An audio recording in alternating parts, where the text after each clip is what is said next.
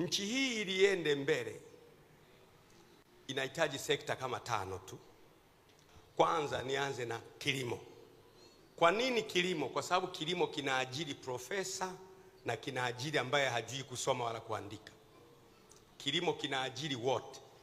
Kilimo kinaajiri profesa, kinaajiri mwenye masters, kinaajiri mwenye degree ya kwanza, kinaajiri mwenye diploma, kinaajiri mwenye certificate, kinaajiri darasa la 7, kinaajiri anayejua kusoma na kuandika na asiyejua kusoma na kuandika. Kwa hiyo kilimo kinaweza kubeba wengi, kwa sababu kilimo ni kilimo. Kila mtu kwenye portion ya kilimo ana eneo lake. Kuna eneo ambalo linahitaji intellectuals kwa maana ya irrigation, na kuna uvunaji ambao unahitaji watu wa kawaida, na kuna kupanda mbegu kunahitaji wa kawaida.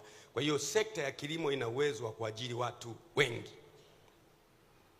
Sasa matatizo ya kilimo ni moja tu. Kuna wakati mwingine mnalima, mvua haipo. Mvua haipo. Kwa hiyo cha kufanya ni kuweka umwagiliaji, irrigation. Kwa sababu nchi ya Tanzania ina mikoa ambayo iko kando kando ya maji, na maji yake yanatosha kwa ajili ya kilimo. Dunia, Benki ya Dunia na Shirika la Chakula Duniani wamesema bilionea wanaofuata miaka 50 ijayo watakuwa ni wale wanaouza chakula. Hiyo ni projection ya Shirika la Chakula Duniani, kwamba mabilionea wanaofuata sasa sio electronics, sio mifumo, ni wale wanaouza chakula. Kwa sababu, sikiliza vizuri, Urusi na Ukraine ni vita ya ukubwa, sio vita ya watu wana ugomvi, wanagombania ukubwa. Marekani na Urusi nani mkubwa? Hiyo haitaisha. Na Ukraine ilikuwa ndio ina supply chakula duniani, kwa sababu ya vita hawalimi tena, Urusi hawalimi tena, Ulaya wanaogopa nuclear hawalimi tena, Marekani hakuna kilimo tena. Unakumbuka tumetoka kwenye COVID-19. Kwa hiyo inategemewa sehemu nyingine duniani iwe ndio bakuli la chakula cha dunia, na sehemu hiyo ingekuwa ni Tanzania. Kwa nini ni Tanzania? Kwa sababu Tanzania ina maji ya kutosha. Naanza pole. Mkoa wa Mara uko kando ya Ziwa Victoria na una mashamba ya kulima, hatulimi na maji yako pale. Mkoa wa Simiyu uko kando ya maji, ukienda Lamadi pale na maeneo hayo, na una mashamba makubwa, hatulimi.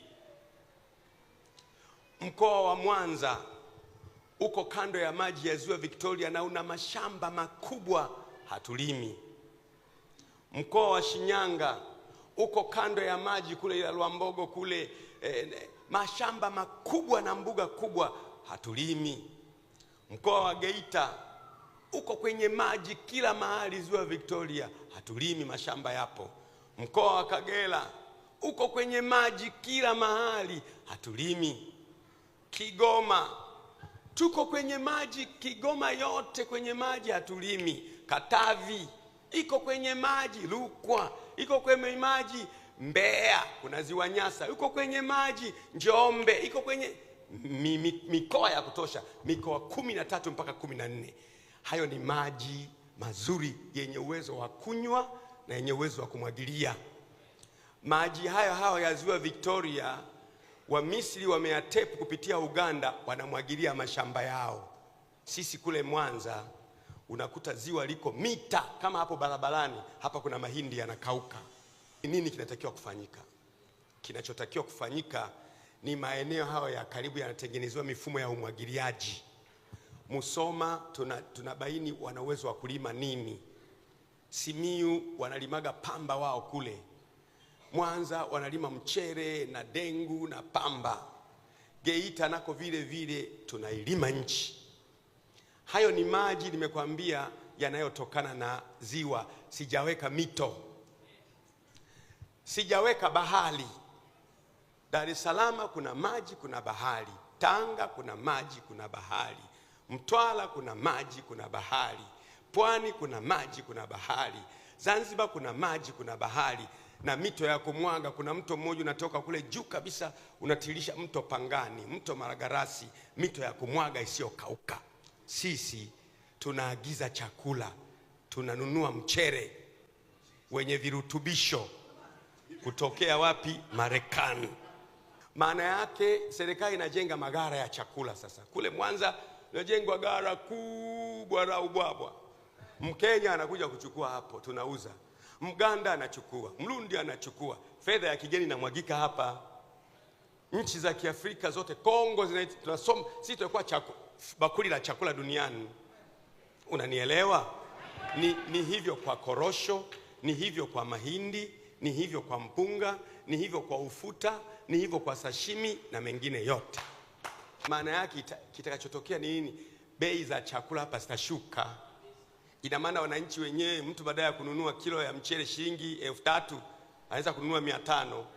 Ule uwezo wa kula wa mwananchi, kila mwananchi anakula. Wananchi wa kila haina shida, kila mtu anaweza kula chakula. Mataifa makubwa yalishafikia mahali chakula sio issue. Sisi bado issue ni nini? Unafika hata mzee hatujala. Kwa hiyo mataifa mengine ni kwamba kunakuwa na masupermarket makubwa yana vyakula vyote. Wewe ukiwa huna chakula unapewa stamp na serikali, unakwenda unatoa stamp. Kula sio issue, walishavuka kwenye kula. Sisi tunapambania kula. Mheshimiwa mbunge, tunakula mara moja tu, mimi nakula mara moja. Unanielewa? Inawezekana.